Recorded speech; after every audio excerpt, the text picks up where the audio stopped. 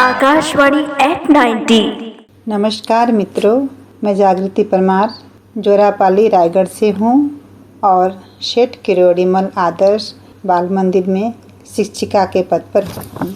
आज मुझे आकाशवाणी के बारे में अपने विचार व्यक्त करने का सुअवसर प्राप्त हुआ है।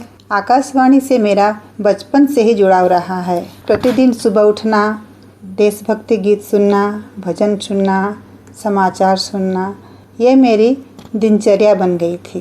साथ ही सखी सहेली सुनना, भूले बिसरे गीत और फौजी भाइयों का कार्यक्रम, और साथ ही साथ सप्ताह में एक दिन फिल्म की कहानी आती थी, उसे भी बड़े चाव से सुना करती थी। और सबसे बड़ी बात यह है कि आकाशवाणी संचार का मुख्य साधन है। किसी भी चीज़ को याद करने से पहले सुनना अति आवश्यक होता है और यह काम आकाशवाणी के अलावा कोई कर ही नहीं सकता है। इससे प्रसारित होने वाले कार्यक्रम सभी वर्गों के लिए होते हैं, चाहे वह बच्चे हो, बूढ़े हो या जवान हो। और दूसरी बात, रेडियो सूचना, शिक्षा और मनोरंजन का एक महत्वपूर्ण साधन है।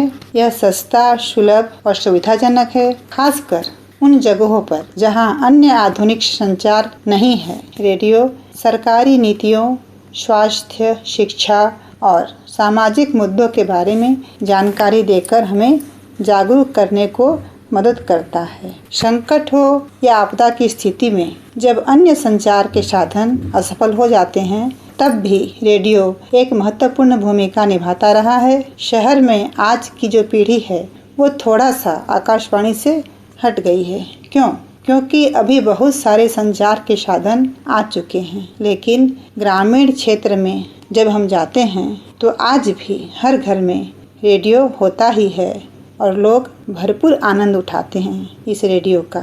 और हर क्षेत्र में हर किसी के लिए आकाशवाणी से लाभ पहुंचा ही है। धन्यवाद।